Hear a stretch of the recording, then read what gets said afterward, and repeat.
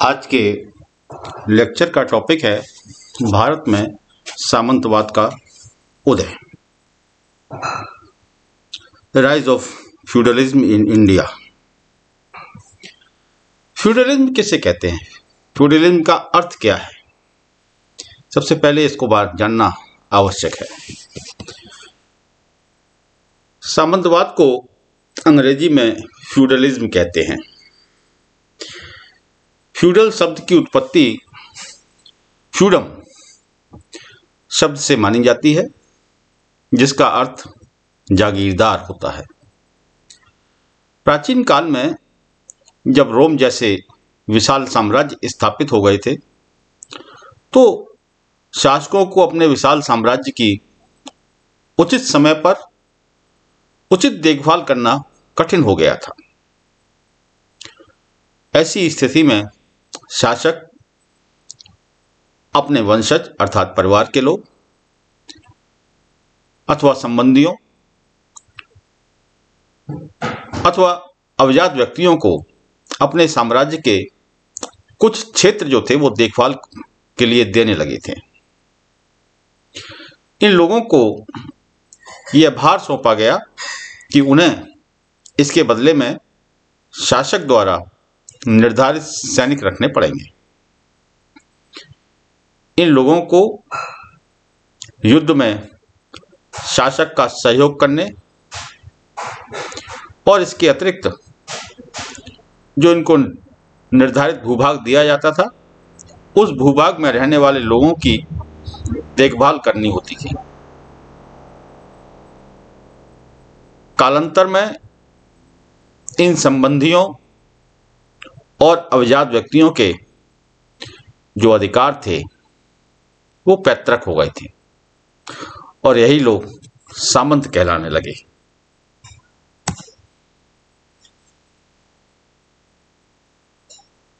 अब बात करते हैं सामंतवाद की परिभाषा क्या होती है।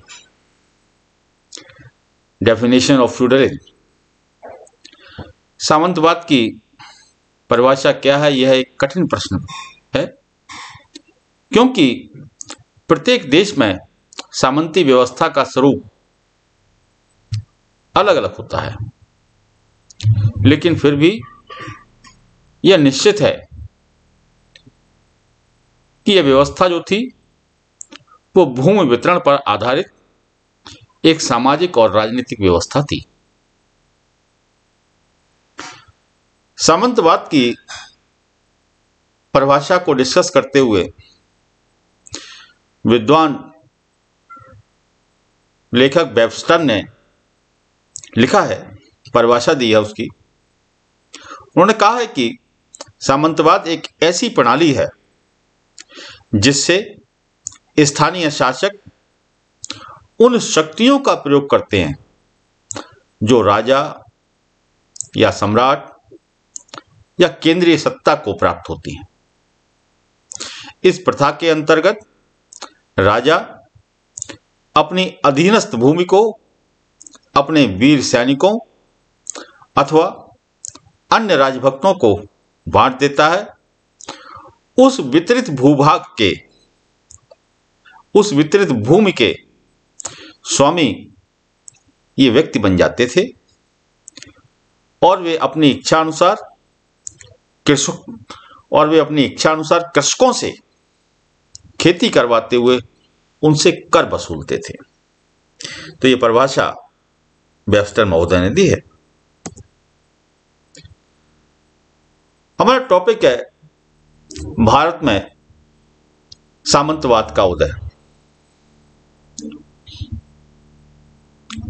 तो सबसे पहले बात करते हैं कि प्राचीन भारत में सामंतवाद के अस्तित्व के बारे में। प्राचीन भारत के अंदर सामंतवाद था या नहीं? यदि हां, तो क्या वह यूरोपीय सामंतवाद से भिन्न था? यदि प्राचीन भारत में वास्तव में सामंतवाद था, तो क्या सामंत लोग जो थे वो कृषकों का शोषण करते थे? ये सभी ऐसे प्रश्न हैं जिनको लेकर के विभिन्न विचारधाराओं के विद्वान और इतिहासकारों में काफी मतभेद हैं। कुछ इतिहासकार इस तथ्य से सहमत नहीं हैं कि प्राचीन भारत में सामंतवाद था, लेकिन इसके विपरीत कुछ इतिहासकारों का मानना है कि प्राचीन भारत में सामंतवादी प्रथा प्रचलित थी। तो कहने का मतलब यह है कि दोनों ही बातों को मानने वाले लोग के अंदर ये विवाद है कि सामंतवाद प्राचीन भारत में था या नहीं था। इसी बात को आगे बढ़ाते हुए अब हम इस बात को डिस्कस करेंगे कि भारत के अंदर सामंतवाद का उदय किस प्रकार से हुआ था, तो किस प्रकार से था।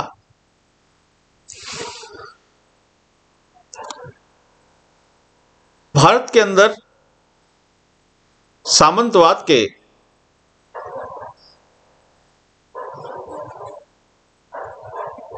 अस्तित्व के जो प्रमाण हमको प्राप्त होते हैं उनमें सबसे पहले कौटिल्य का ग्रंथ प्राप्त होता है। कौटिल्य ने अपने ग्रंथ अर्थशास्त्र में पड़ोसी राज्य के अर्थ में सामंत शब्द का सर्वप्रथम प्रयोग किया था। इसका उल्लेख मिलता है उसके अर्थशास्त्र में। इसके बाद अश्वघोष जिन्होंने की बुद्ध चरित की रचना की थी, उसमें सामंत का प्रयोग किया, सामंत शब्द का, और इस सामंत शब्द का प्रयोग उन्होंने जागीरदार के लिए किया। अवलेखीय साक्ष्य भी हमको प्राप्त होते हैं। अवलेखीय साक्ष्यों में वैन्यगुप्त के गुणधर अवलेख में सामंत और महासामंत शब्दों का हमको उल्लेख प्राप्त होता है। जो प्राप्त साक्ष्य हैं उनसे हमको यह ज्ञात होता है कि भारत में सामंतवाद का जो अंकुरण हुआ वो शक और कुषाण काल में होने लगा था। शक और कुषाण काल में सामंतवाद के विकास में गुप्तकालीन शासकों की नीतियों ने भी अपना योगदान दिया था। गुप्त सम्राट समुद्रगुप्त के शासनकाल की एक प्रयाग प्रशस्ति मिलती है, प्रयाग प्रशस्ति अभिलेख मिलता है। उस प्रयाग प्रशस्ति अभिलेख में सामंतों के कर्तव्यों का हमको उल्लेख मिलता है। गुप्त शासकों की नीतियों के कारण ही उस समय मौखरी, परिव्राजक, सनकानिक, बर्मन और मैत्रक आदि सामंत कुलों का उदय हुआ। इसके प्रमाण हमको प्राप्त होते हैं। गुप्त काल के बाद अराजकता का युग प्रारंभ हुआ था और इसके कारण अर्थव्यवस्था में गिरावट आई थी। अर्थव्यवस्था में गिरावट के कारण विभिन्न शासकों के द्वारा वेतन के बदले भूमि अनुदान देने की परंपरा प्रारंभ हुई भारतवर्ष में। भूमि अनुदान वेतन के बदले में दिया जाता था। इस अनुदान के बारे में, इस अनुदान को हमारी जो बृहस्पति स्मृति है उसमें इसको प्रसाद लिखित कहा गया है। प्रसाद लिखित, इसकी परिभाषा देते हुए बृहस्पति स्मृति में लिखा गया है, जब राजा किसी की सेवा, शौर्य आदि से प्रसन्न होकर उसे अनुदान स्वरूप कोई जिला या क्षेत्र प्रदान करता था, तब उसे प्रसाद लिखित अनुदान कहा जाता था। ऐसा माना जाता है कि ब्राह्मणों अर्थात पुरोहित जो हुआ करते थे उस समय, ब्राह्मणों को भूमि देने की प्रथा जो थी वो प्राक मौर्य काल में प्रारंभ हो चुकी थी। भूमि अनुदान के बदले पुरोहित अनुदान दाताओं के कल्याण हेतु पूजा अर्चना इत्यादि किया करते थे। इस भूमि अनुदान के विषय में वाकाटक नरेश जो थे, जिनका की नाम प्रवर सेन द्वितीय था, उनके समय की एक चम्मक प्रशस्त अभिलेख प्राप्त होता है। उससे पता चलता है कि उनके द्वारा 1 सहस्त्र ब्राह्मणों को एक गांव दान दिया गया था और उसके लिए उनके कर्तव्य भी निर्धारित किए गए थे। इसी प्रकार के साक्ष्य हमको वाकाटक शासिका प्रभावती गुप्त के एक अभिलेख से प्राप्त होते हैं, जिसको पुणे ताम्रपत्र अभिलेख के नाम से जाना जाता है। उसमें भी इसी प्रकार की बातें साक्ष्य के रूप में हमको प्राप्त होती हैं। प्रभावती गुप्त के इस अभिलेख के अनुसार प्रभावती गुप्त द्वारा अनुदान प्राप्तकर्ताओं को, भूमि अनुदान जिनको दिया गया, अनुदान प्राप्तकर्ताओं को खनन का अधिकार दिया गया, वृक्षों के उपयोग का भी अधिकार दिया गया। इन ब्राह्मणों को जो भूमि अनुदान दिया जाता था, उस भूमि अनुदान को ब्रह्मदेय के नाम से भी जाना जाता था, ब्रह्मदेय कहा जाता था। ब्राह्मणों को जो भूमि अनुदान दिए गए, ये प्रायः प्रभावशाली शासकों के द्वारा दिए गए। ये अनुदान ब्राह्मणों के अतिरिक्त धार्मिक संस्थाओं को भी दिए गए। पूर्व मध्य युग में ब्राह्मणों को दिए जाने वाले भूमि अनुदान 10वीं शताब्दी के बाद मंदिरों को दी जाने लगी थी।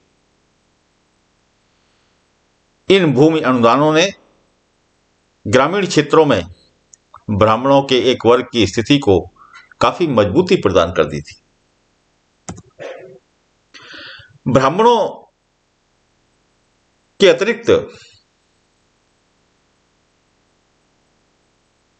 हमको यह भी जानकारी मिलती है, ब्राह्मणों के अतिरिक्त भी हमें प्राचीन भारत में धर्मेत्तर भूमि अनुदान, धर्म से अलग हट करके धर्मेत्तर भूमि अनुदान के साक्ष्य भी प्राप्त होते हैं। और यही धर्मेत्तर भूमि अनुदान ही हमें भारत में सामंतवादी प्रवृत्ति के बढ़ने का संकेत देते हैं। अभी तक जो अनुदान, भूमि अनुदान दिए जा रहे थे, वो केवल ब्राह्मणों या धार्मिक संस्थाओं को दिए जा रहे थे, लेकिन अब जो भूमि अनुदान दिए गए वे धर्मेत्तर भूमि अनुदान, धर्म से अलग हट करके लोगों को दिए गए। और ये धर्मेत्तर भूमि अनुदान ही हमको भारत में सामंतवादी प्रवृत्ति के बढ़ने का संकेत प्रदान करते हैं। धर्मेत्तर भूमि अनुदान के साक्ष्य जो है, प्रारंभिक साक्ष्य, वो 7वीं और 8वीं शताब्दी से प्राप्त होते हैं। इन साक्ष्यों से ज्ञात होता है कि भूमि अनुदान प्राप्तकर्ता, भूमि अनुदान जिसको प्राप्त होता था, प्राप्तकर्ता को भूमि के साथ साथ उस भूमि के किसान भी हस्तांतरित कर दिए जाते थे। मैत्रक राजवंश के शासकों और गुजरात के चालुक्य राजवंश के शासकों के दान पत्रों से ज्ञात होता है कि भूमि के साथ साथ किसान भी हस्तांतरित किए गए। तो ये हमको अभिलेखीय साक्ष्य भी हमको इस संदर्भ में प्राप्त होते हैं। इसके बाद सम्राट हर्षवर्धन के जो राजकवि थे, जिनका हमने नाम सुना होगा, बाणभट्ट। बाणभट्ट ने एक ग्रंथ लिखा है, हर्षचरित, बहुत ही महत्वपूर्ण ग्रंथ है। इस ग्रंथ में बाणभट्ट ने 6 प्रकार के सामंतों का उल्लेख किया है। 6 प्रकार के सामंतों का उल्लेख किया है। इसमें जिनको अलग अलग नाम से पुकारा जाता था, सामंत, महासामंत, आप्त सामंत, प्रधान सामंत, शत्रु महासामंत और प्रतिसामंत। बाणभट्ट ने 6 प्रकार के जो सामंतों का उल्लेख करते हुए इन सामंतों के कर्तव्यों का भी विस्तार से वर्णन किया है। उनके अनुसार आप्त सामंत जो थे, वो स्वेच्छापूर्वक सम्राट की अधीनता स्वीकार करने वाले सामंत थे। इसी प्रकार से प्रधान सामंत जो थे, वो सम्राट के सर्वाधिक विश्वास पात्र सामंत हुआ करते थे। तो इस प्रकार से अलग अलग विवरण उन्होंने हर्षचरित में प्रदान किए हैं बाणभट्ट ने। एक और विद्वान है जिनका की नाम है भट्ट भुवन देव। भट्ट भुवन देव की एक पुस्तक हमको प्राप्त होती है, उनकी एक ग्रंथ प्राप्त होता है जिसका की नाम है अपराज प्रच्छा। ये ग्रंथ 12वीं शताब्दी का ग्रंथ है। इसमें भी बाणभट्ट की भांति सामंतों की 6 श्रेणियों का वर्णन हमको प्राप्त होता है। अलग अलग श्रेणियां उन्होंने बताई हैं सामंतों की इसके अंदर। इसमें एक श्रेणी का नाम था महामंडलेश्वर। ये 1 लाख ग्रामों के अधिपति हुआ करते थे। दूसरी श्रेणी थी मांडलिक, जो कि 50,000 ग्रामों के अधिपति थे। इसके बाद हुआ करते थे महासामंत, जो कि 20,000 ग्रामों के अधिपति हुआ करते थे। इसके बाद होते थे सामंत, जो कि 10,000 ग्रामों के अधिपति हुआ करते थे। इसके बाद लघु सामंत हुआ करते थे, जो कि 5,000 ग्रामों के अधिपति हुआ करते थे। और इसके बाद होते थे चतुरांश सामंत, जो 1,000 ग्रामों के अधिपति हुआ करते थे। तो प्राप्त साक्ष्यों से हमको ज्ञात होता है कि सम्राट हर्षवर्धन के बाद राजपूत काल में सामंतवाद अपने चरम पर पहुंच गया था। हर्षवर्धन के बाद राजपूत काल जो आया उसके अंदर सामंतवाद चरम उत्कर्ष पर था। चौहान शासक पृथ्वीराज चौहान के शासनकाल में 150 सामंत अस्तित्व में थे। इसी प्रकार से कलचुरी शासक कर्ण के शासनकाल में 136 सामंत अस्तित्व में थे। इसी प्रकार से सोलंकी राजवंश के शासक कुमारपाल के शासनकाल में 72 सामंतों के अस्तित्व की जानकारी प्राप्त होती है। तो कहने का तात्पर्य है कि राजपूत काल में सामंतवादी प्रथा जो थी वो अपने चरम पर थी। राजपूत काल में सामंत इतने अधिक हो गए थे कि राजपूत शासक प्रजा के स्थान पर अपने इन्हीं सामंतों पर शासन करते थे। इस दौर में सामंतों में लालच भी काफी बढ़ गया था। अपने स्वार्थों के वशीभूत होकर के ये सामंत जो थे वो एक राज्य का साथ छोड़ करके दूसरे राज्य में ही मिल जाते थे। कहने का मतलब यह है कि सामंत जो थे वो अवसरवादिता में लिप्त थे।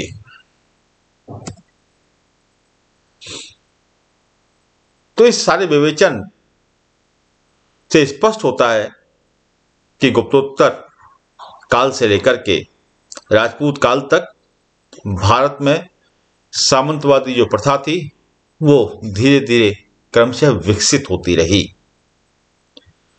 सामंतवाद के मूल में जो मुख्य बात थी वो थी गिरती हुई आर्थिक स्थिति। गिरती हुई आर्थिक स्थिति के मद्देनजर वेतन के बदले भूमि अनुदान देने की जो प्रथा प्रारंभ की गई थी वह सामंतवाद का प्रमुख कारण बनी। धीरे धीरे यही भूमि अनुदान जो था वो ग्राम अनुदान में परिवर्तित होता चला गया और ग्राम अनुदान से जागीरें बंटने लगी। जागीरों में बड़े बड़े सामंतों को शासक जैसे अधिकार भी प्राप्त हुए और सामंतवाद धीरे धीरे अपने चरम पर पहुंचने लगा। आगे चल करके यही सामंत अपने अपने क्षेत्रों में स्वतंत्र रूप से शासन करने लगे और महाराज की उपाधि को धारण करने लगे।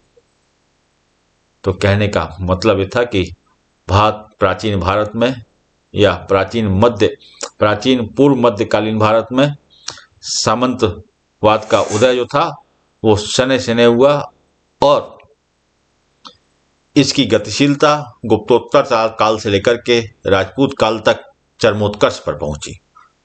धन्यवाद।